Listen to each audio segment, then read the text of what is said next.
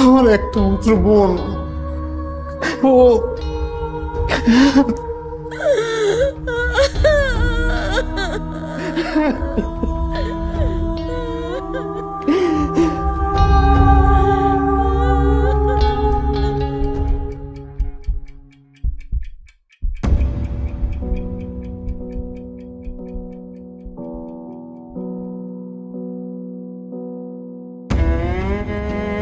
আবিদ ভাই, আবিদ ভাই, বল।